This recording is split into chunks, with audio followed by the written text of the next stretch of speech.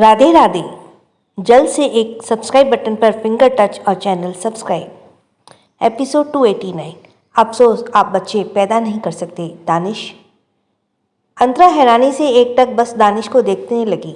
वहीं दानिश ये कहते हुए वापस से अपने आंखों पर ब्लैक शेड्स लगाए और नीचे झुककर दक्ष को देखने लगा, जो कि इस वक्त अपने उसके पैरों में लिपटा हुआ था और डैडा की आवाज़ निकाल रहा था। वहीं अंतरा अभी भी हैरानी से खड़ी थी। तभी दानिश ने दक्ष को अपनी गोद में उठा लिया और फिर दक्ष की आवाज़ से अंतरा अपने सेंस में आई और वो जल्दी से बोली, आप इस तरह कैसे कर सकते हैं? आप ऐसे कैसे ये ज़मीन को खरीद सकते हैं? इसके लिए तो मैंने पूरे पैसे दिए थे। ये सुनकर दानिश बिना इमोशन अंतरा और अर्थव को एकटक घूरते हुए बोला, यहाँ बस पैसा बोलता है। कल तुमने जितने पैसे दिए मैंने उससे दुगने पैसे दे दिए और ये ज़मीन मेरी हो गई। अब तुम अपने ये काम यहाँ से जल्द बंद करवाओ, क्योंकि यहाँ मैं अपनी पेट्रोलियम कंपनी एस्टेब्लिश करने जा रहा हूँ। अंतरा और भी ज़्यादा हैरान हो गई और वो हैरानी से एकटक अथर्व को देखते हुए बोली, भाई ये सब क्या है? मुझे कुछ समझ नहीं आ रहा कि ये दानिश क्या बोल रहे हैं। और अब आपने इसलिए मुझे बुलाया था यहाँ? मुझे कुछ समझ नहीं आ रहा, प्लीज़ बताइए। अथर्व, जो कि चुपचाप खड़ा दानिश को घूरे जा रहा था, वो आखिर में अंतरा के परेशान चेहरे को देखते हुए बोला, हाँ किट्टू, दानिश सही कह रहा है। ये ज़मीन इसने दुगने दामों पर खरीद ली है और अब यहाँ अपना ये एनजीओ का कंस्ट्रक्शन का काम नहीं करवा सकते। ये सुनते ही अंतरा की आंखों भर आई और वो भारी आंखों से दानिश को देखने लगी। दानिश के चेहरे पे कोई इंसानियत नहीं थी और वो दक्ष को अपनी गोद में लिए बस एकटक अंतरा को देख रहा था। अंतरा दानिश की तरफ देखते हुए धीरे से बोली, दानिश, आप इतने बुरे तो नहीं हो सकते। आपको पता भी है ये ज़मीन मैंने खुद की मेहनत पर ली है। मैंने अपनी कंपनी के काम किया था जिसकी मुझे पैसे मिले थे और तब मैंने ये ज़मीन खरीदी थी और अब यहाँ मैं अपना सपना पूरा करने जा रही हूँ। तो आप इस तरह आप नहीं कर सकते मेरे साथ इस ज़मीन को लेकर। प्लीज़ दानिश, छोड़ दीजिए इस ज़मीन को। आपके पास तो कई सारी ज़मीन मिल जाएंगी। आप क्यों इस ज़मीन के पीछे पड़े हैं? अंतरा की बातें सुनकर दानिश टेढ़ा मुस्कुराते हुए बोला, बेशक मेरे एक शब्द कहने पर मुझे इस पूरे दिल्ली में किसी भी कोने पर ज़मीन मिल सकती है, लेकिन मुझे ये ज़मीन पसंद आ गई और अब इसी ज़मीन पर मेरी पेट्रोलियम कंपनी एस्टेब्लिश होगी। तुम अब दूसरी ज़मीन अपनी सो कॉल्ड एनजीओ के लिए देखो। ये कहकर दानिश ने एक बार नज़र दक्ष को देखा। वहीं दक्ष, जो अब तक अंतरा को इस तरह देख रहा था, वो बिल्कुल चुप था और वो ना समझी में दानिश को देखने लगा। वहीं अंतरा दानिश की सारी बातें सुनकर फिर गुस्से से बोली, आखिर मैं भूल कैसे गई? आप तो दानिश ओबरॉय हैं। आपके तो एक शब्द कहने पर पूरी दिल्ली आपके नाम हो जाएगी और मैं आपसे अच्छाई की उम्मीद भी कैसे कर सकती हूँ? मैं कैसे भूल सकती थी कि आप कभी भी अच्छे इंसान नहीं बन सकते। आपके अंदर हमेशा बुराइयाँ ही थी। आपने हमेशा से मेरा बुरा ही चाहा था और आज जब मैं खुद को अपने सपने को पूरा करने जा रही हूँ तो उसमें भी आप बीच में आ गए और आप बहुत ही ज़्यादा बुरे इंसान हैं। दानिश, मैं आपसे बात नहीं करना चाहती। ये कहते हुए अंतरा अथर्व की तरफ देखते हुए जैसे ही कुछ कहने को हुई, तभी दानिश उसे देखते हुए सर्द आवाज़ में बोला, आओ तो तुम अब मुझसे बात नहीं करोगी, राइट सिली गर्ल? ये कहते हुए दानिश की सख्त आवाज़ अंतरा के ऊपर थी और वहीं अंतरा अपने दांत भींचते हुए बोली, हाँ, क्योंकि मैं आपसे बहुत ही ज़्यादा मैं आपसे तो बहुत ही ज़्यादा अच्छे मेरे अथर्व भैया हैं। वो एटलीस्ट मेरा अच्छा तो चाहते हैं, आपके जैसे नहीं कि हर वक्त मुझे गिराने पर लगे रहते हैं और खुद को ऊंचा उठाने पर।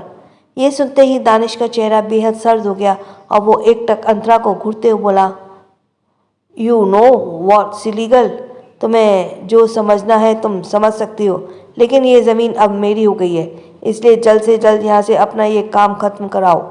तभी अंतरा गुस्से से दानिश को चिल्लाते हुए बोली, दानिश, मैं आपका चेहरा भी नहीं देखना चाहती हूँ। मुझे बहुत गुस्सा आ रहा है आपके ऊपर। आप चले जाइए तुरंत यहाँ से।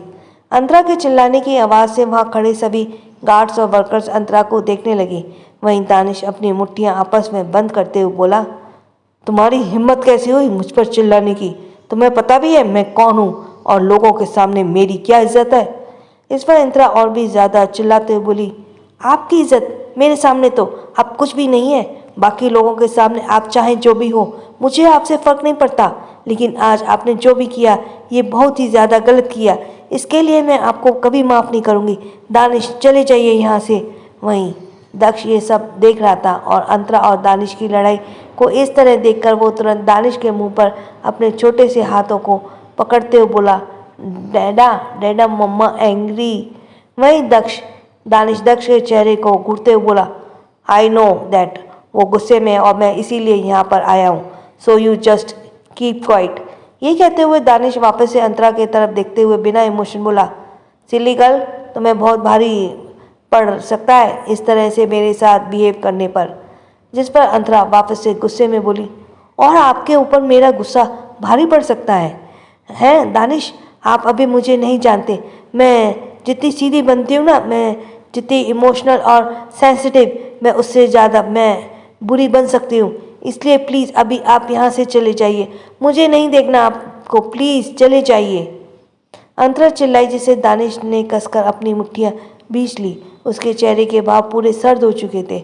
वहीं दक्ष अंतरा के चिल्लाने से तुरंत दानिश के सीने से लग गया और वो अंतरा के चिल्लाने से डर चुका था। वहीं दानिश ने एक नज़र अथर्व को घूरा और उन्हें ही देखते ही जा रहा था। दानिश फिर इमोशनलेस वे में बोला, इट्स फाइन सिली गर्ल, अब मैं तुम्हारे पास नहीं आऊँगा।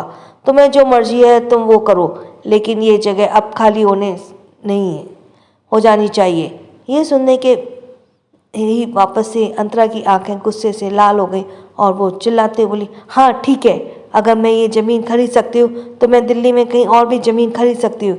इतना तो है मेरे अंदर अब है कि मैं खुद के दम पर कुछ कर सकती हूँ। लेकिन जाइए, ये ज़मीन नहीं चाहिए मुझे, आपकी ये सो कॉल्ड ज़मीन। ये कहते हुए अंतरा फिर अपने आंसू साफ करते हुए अथर्व से बोली, भाई ज़मीन के पेपर रेडी करवाइए और ये काम भी यहाँ से बंद करवाइए। ये सुनकर अथर्व ने अपना सिर हिलाकर बोला, किट्टू तुम परेशान मत हो, हम दूसरी ज़मीन देख लेंगे। ये कोई बड़ी बात नहीं है, अगर दानिश को ये ज़मीन पसंद आ गई तो कोई दिक्कत नहीं है, इसे लेने दो। तुम्हें अपने और दानिश के रिश्ते में इस तरह की लड़ाई या दूरियां लाने की ज़रूरत नहीं है। इस पर दानिश टेढ़ा मुस्कुराते हुए बोला, जब तक मैं ना चाहूँ कोई भी तीसरा इंसान हमारे रिश्ते में दूरियां नहीं ला सकता। सो डोंट बी हैप्पी कि मैं इसे खुद से दूर होने दूंगा। ये सुनकर अंतरा गुस्से से बोली, भाई अभी आप कुछ भी नहीं जानते किस तरह के ये इंसान है। इन्हें सिर्फ मुझे परेशान करना आता है और ये हमेशा से सिर्फ मुझे परेशान ही करते आ रहे हैं और आज तो इन्होंने हद ही कर दिया। अगर इन्हें इतनी ही ये ज़मीन पसंद थी तो ये मुझसे पहले ही ज़मीन खरीद लेते। अब तब मैंने ज़मीन पर कंस्ट्रक्शन का काम शुरू करवा लिया, तभी आकर ये ज़मीन को ले रहे हैं। ये परेशान करने वाली बात नहीं हो तो और क्या है। ये सुनकर अथर्व चुप हो गया और वहीं दानिश अंतरा को एकटक बिना इमोशन घूरे जा रहा था, तो वहीं दक्ष दानिश के सीने से डर से लगा हुआ था।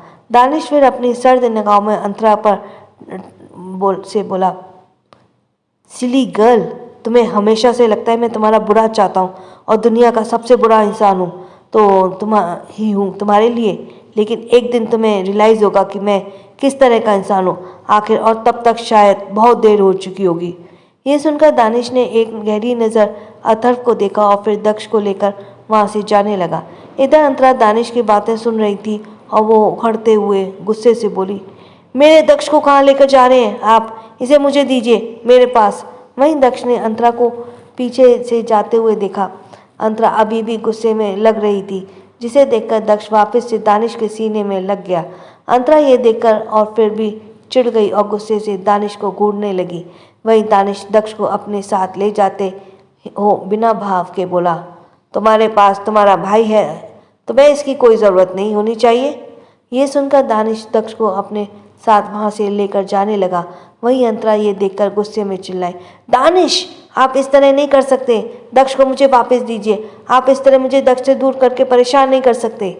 ये सुनकर दानिश के चेहरे पर टेढ़ी स्माइल आ गई और वो एक नज़र दक्ष को देखा जो अभी भी डर के उसके सीने से लगा हुआ था। ये देखकर दानिश बिना मुड़े बोला, ये खुद तुम्हारे पास नहीं जाना चाहता, तुमने इसे डरा दिया सिली गर्ल, और इसमें मेरा कोई फॉल्ट नहीं है। ये सुनकर अंतरा गुस्से से दक्ष के पीछे से घूरने लगी। वहीं दक्ष अभी भी डर के दानिश के सीने से लगा हुआ था, जिसे देखकर फिर अंतरा ने गहरी सांस लिया और अपने आप को कंट्रोल करते हुए आखिर में बोली, दक्ष, मम्मा आपसे गुस्सा नहीं है, मम्मा सिर्फ आपके शैतान डैडी से गुस्सा है। आपको पता है ना, मम्मा आपके बिना नहीं रह सकती, वापस आओ मम्मा के पास।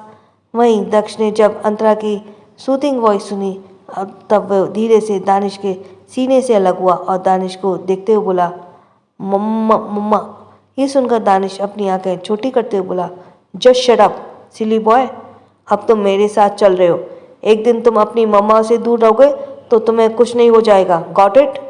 ये कहकर दानिश को वहाँ से ले जाने लगा, जिसे देखकर अंतरा फिर तुरंत उसके सामने आकर बोली, दानिश, दक्ष को मुझे दो, आप यहाँ से अकेले जाइए। इस पर दानिश अंतरा को घूरते हुए बोला, तुम इतने हक से इसे नहीं मांग सकती सिली गर्ल, ये मेरा हार्ड वर्क का रिजल्ट है, इसे मैं अपने साथ लेकर जाऊंगा। दानिश की ऐसी बातें सुनकर अंतरा का चेहरा शर्म और गुस्से से लाल हो गया और वह चिढ़कर बोली, दानिश, मैंने कहा ना, दक्ष को मुझे दीजिए, आप अकेले जाइए, मुझे आपसे बात नहीं करनी, बल्कि मुझे मेरा बेटा चाहिए, इसे मैंने पैदा किया, आपने नहीं। ये सुनकर दानिश अपनी भौहें चढ़ाते हुए बोला, तो तुम्हारे कहने का क्या मतलब है कि अब मैं बच्चा पैदा करूँगा? इस पर अंतरा गुस्से से हंसते हुए बोली, लेकिन अफसोस आप वो नहीं कर सकते, आप सिर्फ बड़ी बड़ी बातें कर सकते हैं, मुझ पर गुस्सा कर सकते हैं और ऐसे अचानक से मुझे हार्ट अटैक दे सकते हैं, इससे ज़्यादा आप कुछ नहीं कर सकते। ये कहकर अंतरा गुस्से से दानिश की गोद से दक्ष को अपनी गोद में ले ली। वहीं दक्ष अंतरा की गोद में आकर उसकी गर्दन पर अपने नन्हे हाथों में लपेटकर उसके सीने पर अपना सर रख दिया। वहीं दानिश तीनी नज़रों से अंतरा को घूरे जा रहा था। आखिर में बोला, सिली गर्ल, तुम बहुत ज़्यादा बोलने लगी हो, मुझे तुम्हारा इलाज करना पड़ेगा। यह सुनकर अंतरा गुस्से से वहाँ से जाते हुए बोली, पहले जाकर अपने दिमाग का इलाज कराइए दानिश, आपको इस वक्त यहाँ नहीं है, पागल खाने में होना चाहिए, और एक नंबर के सनकी और साइको इंसान है आप। ये कहकर अंतरा दक्ष को लेकर अथर्व के पास चली गई। दानिश अपना सर टेढ़ा करते हुए अंतरा को जाते हुए बस घूरता रहा और अचानक से उसके चेहरे की एक टेढ़ी मुस्कान आ गई और वो वहाँ से सीधे अपनी कार में निकल गया। इधर अंतरा दक्ष को लेकर अथर्व के पास आई और बोली, भाई, आज मैं पैलेस नहीं जाऊंगी, आज मुझे विला जाना है और मुझे वहीं लेकर चलिए। यह कहकर अंतरा सीधे जाकर अथर्व की कार में दक्ष के साथ बैठ गई। वही अथर्व से अब कुछ देख रहा था और वो कुछ सोचते हुए फिर अपनी कार में आया और अंतरा दक्ष को सीधे भरद्वाज विला की ओर निकल गए। दक्ष को शांत हो जाओ, सब बाकी अलग होंगे, लेकिन ज़्यादा वक्त नहीं होगा और अंतरा और लग रहा है कि आने वाले एपिसोड्स में कि हो सकता है कि दक्ष और दानिश अलग हो जाए, लेकिन आई डोंट नो, मुझे नहीं मालूम इस बारे में। एपिसोड 290, तेरे और तेरे पिद्दी जैसे बेटे के साथ। कुछ देर बाद अथर्व की कार भरद्वाज विला के बाहर आकर रुकी। अथर्व पहले कार से बाहर निकला और उसने अंतरा के तरफ का डोर खोला। अंतरा दक्ष को लेकर अपनी गोद में बाहर निकली।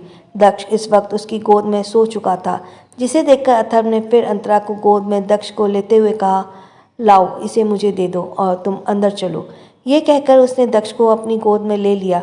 वहीं अंतरा अपना सर हिलाते हुए फिर से दक्ष को अथर्व को देकर अंदर जाने लगी। अथर्व भी दक्ष को लेकर अपने साथ विला के अंदर जाने लगा। अंतरा जब विला के अंदर पहुंची तो उसने देखा इस वक्त सुधा वहीं सोफे पर बैठी हुई थी। इस विला में इस वक्त सुधा और अथर्व ही रहा करते थे। अंतरा ने जब सुधा को देखा तो वह कुछ पल के लिए अपनी जगह रुक गई। वही सुधा जो इस वक्त मैगजीन पढ़ रही थी, और उसे जब किसी के कदमों की आहट हुई तो वो अपनी नज़रें उठाकर सामने गेट की तरफ घूरी, जहाँ अंतरा चुपचाप खड़ी हुई थी। अंतरा को देखते हुए सुधा के चेहरे के भाव बिल्कुल बदल गए और वो अंतरा को घूर कर देखते हुए बोली, तुम यहाँ क्या कर रही हो? ये सुनकर अंतरा उन्हें देखते हुए अंदर आते हुए बोली, क्या मतलब है आंटी आपका? जिस पर सुधा फिर अपने आप को काबू करते हुए बोली, अरे मेरा मतलब है तुम इतनी वक्त यहाँ कैसे बिना बताए, कुछ बताया भी नहीं, और क्या दामाद जी भी आए हैं? ये सोचते हुए सुधा थोड़ा हड़बड़ाते हुए गेट की तरफ देखने लगी, लेकिन गेट की तरफ अथर्व दक्ष को लेकर अंदर आ रहा था, जिसे देखकर सुधा ना समझी में अथर्व से बोली, आज ये यहाँ कैसे? जिस पर अथर्व उन्हें देखते हुए बोला, आंटी आज किट्टू यहीं पर रुकने वाली है। यह सुनते ही सुधा की मुट्ठी आपस में बंद हो गई और वो अंतरा को घूर कर देखने लगी। वहीं अंतरा फिर उन्हें इग्नोर करते हुए अंदर आई और सोफे पर बैठते हुए बोली, अथर्व भाई, क्या दादी से आपकी बात हुई थी? जिस पर अथर्व दक्ष के साथ अंदर आते हुए बोला, हाँ दादी के पास मैंने फ़ोन किया था और वो उज्जैन में अच्छे से रह रही हैं। जिस पर अंतरा मुस्कुराते हुए सर हिलाई और फिर अंतरा दक्ष को देखते हुए बोली, पहले मैं दक्ष के रूम में सुला देती हूँ दक्ष को। ये कहकर वो वापस से उठी और दक्ष को अपनी गोद में लेने लगी। तभी सुधा चिढ़कर बोली, लेकिन वो रूम बंद पड़ा हुआ है, वहाँ तुम्हारे लिए कोई जगह नहीं है। उसकी ये बात सुनकर अचानक से अंतरा रुक गई और वो पीछे मुड़ते हुए सुधा को देखने लगी। वहीं अथर्व उन्हें देखते हुए बोला, आंटी ये कैसी बातें कर रही हैं आप? तभी सुधा वापस से अपने आप को नॉर्मल करते हुए बोली, मेरा मतलब है कि ये यहाँ कहाँ जल्दी आती हैं, इस वजह से मैंने इनका रूम भी साफ़ नहीं करवाया था और उसका रूम अभी बंद पड़ा हुआ है। ये सुनकर फिर अंतरा मुस्कुराते बोली, कोई बात नहीं आंटी, मैं गेस्ट रूम में रह लूँगी और वैसे भी मैं बस आज की रात यहाँ रुकूँगी। मुझे भाई से अपने एनजीओ के रिलेटेड कुछ काम था, जिस वजह से मुझे यहाँ आना पड़ा। अंतरा उन्हें सफाई दे ही रही थी कि जैसे कि वो कोई मेहमान हो और इस घर में। वहीं सुधा ने यह सुनकर अथर्व को देखते हुए बोली, ठीक है तुम रह सकती हो यहाँ, मैंने कब कुछ कहा? इस पर अंतरा उन्हें बस देखती ही रह गई और वो उनसे अभी कुछ बहस नहीं करना चाहती थी। उसका दिमाग ऑलरेडी बेहद ख़राब हुआ था। जिसके बाद फिर अंतरा दक्ष को अपनी गोद में ली और फिर अथर्व से बोली, चलो मैं गेस्ट रूम को एक नौकर से बोलकर पहले क्लीन करवा देती हूँ। इस पर अंतरा अपना सर हिलाया और फिर अथर्व अंतरा के साथ गेस्ट रूम की तरफ चला गया। वहीं सुधा बस एकटक अंतरा को और दक्ष को घूरे जा रही थी। सुधा की आंखों में अभी भी दक्ष और अंतरा खटकते थे।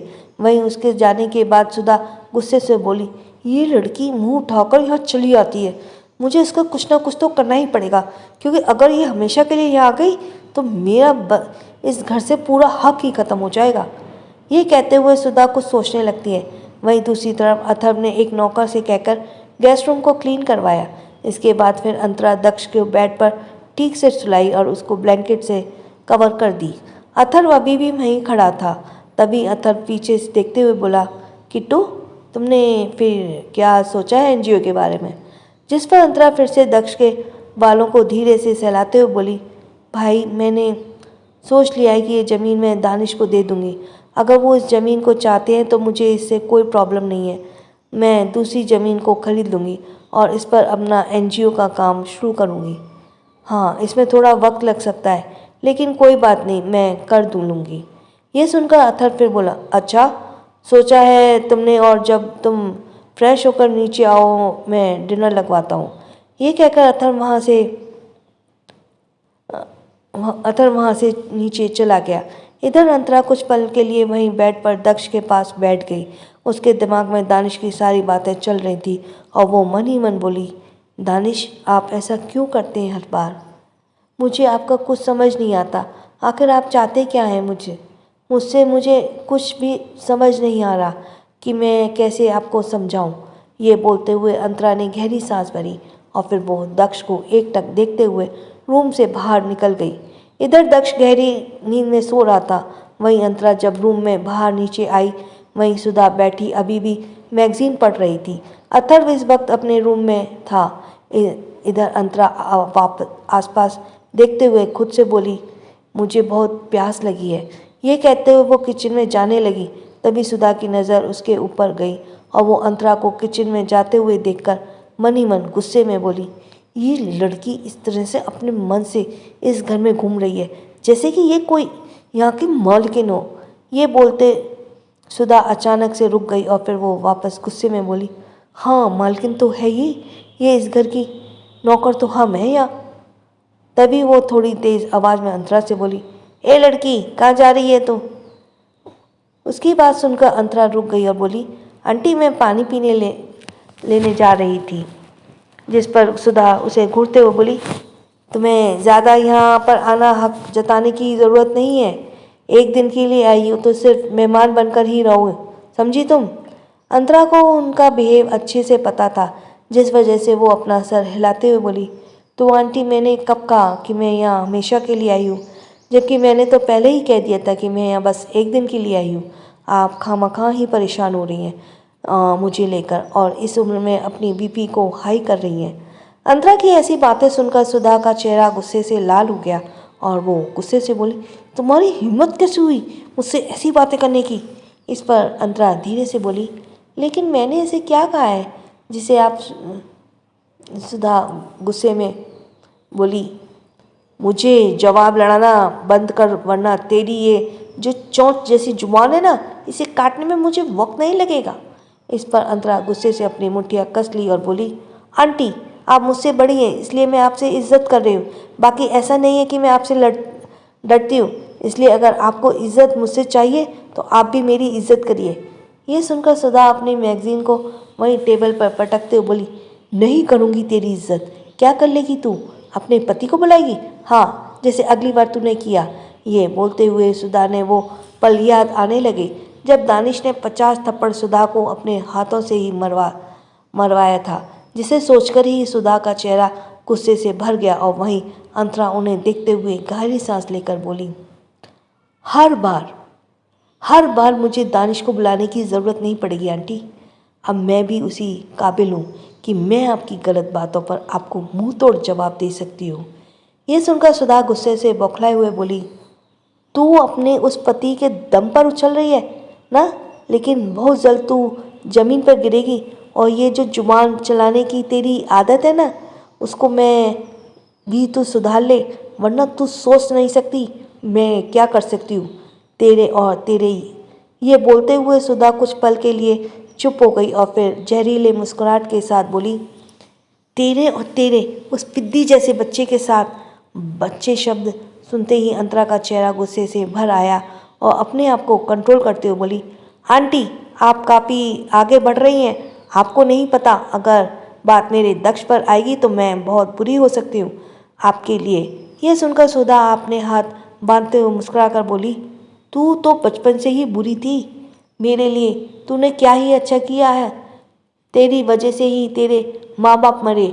माँ बाप का जिक्र सुनते ही अंतरा की आंखें अब बेहद गुस्से से भर गई और वो हल्की तेज आवाज़ में बोली, आंटी प्लीज़ आप अपने मुंह से तो उनका जिक्र ही मत करिए। मुझे घिन आती है आपके मुंह से अपने माँ बाप का जिक्र सुनकर। यह सुनकर सुधा का चेहरा और भी ज़्यादा गुस्से से लाल हो गया। वो गुस्से से अंतरा की तरफ बढ़ने लगी। तभी वहाँ अथर्व के कदम की आवाज़ आई, जिसे सुनकर सुधा एक पल के लिए शांत हो गई और वो अपने आप को रोकते हुए बोली, नहीं मुझे भूलना नहीं चाहिए कि उसके पीछे इसका पति दानिश ओबरॉय है।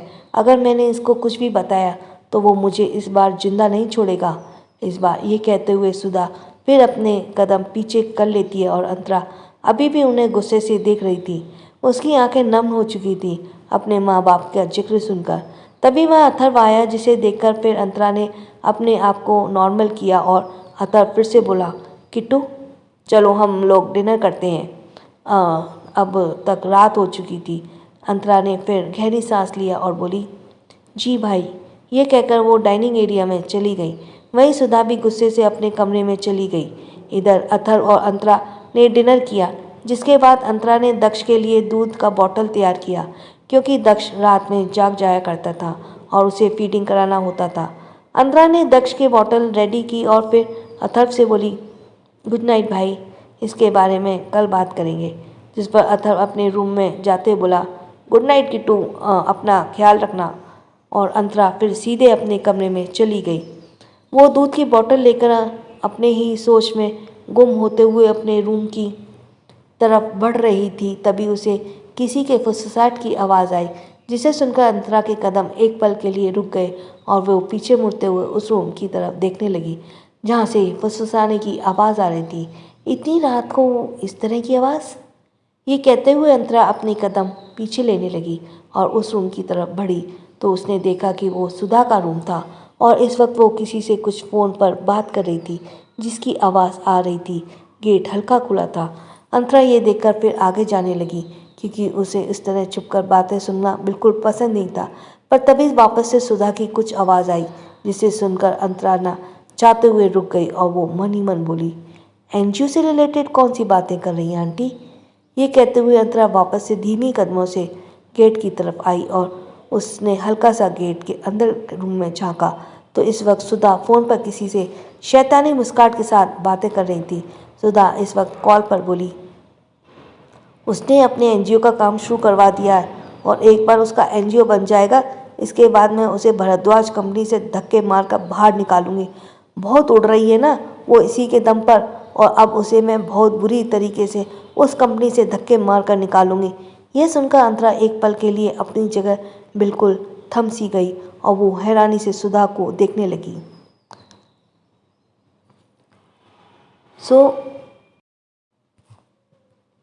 अर्जुन बजाज एशिया का नंबर 1 न्यूरोलॉजिस्ट और हार्ट सर्जन, जो है रिच, हैंडसम और एरोगेंट, जिसने 29 साल की उम्र में ही मेडिकल की दुनिया में वह मुकाम हासिल किया है जिसे हासिल करने में लगभग 50 साल लग जाते हैं।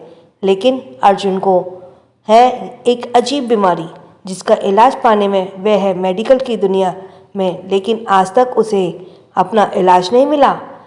वहीं दूसरी तरफ 19 साल की मासूम महक, जिसके पापा ही उसकी दुनिया, जिसका सपना है डॉक्टर बनने का, लेकिन एक दिन मजबूरी में आकर महक फंस जाती है एक कॉन्ट्रैक्ट मैरिज में। आखिर ऐसा कौन सी वजह है जिसके कारण अर्जुन बजाज कर लेता है महक से ज़बरदस्ती शादी?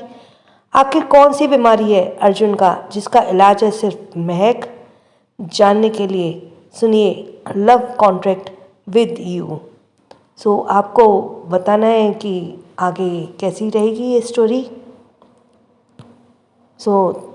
थैंक्स फॉर लिसनिंग, और छोटों को प्यार, बड़ों को सम्मान। राधे राधे।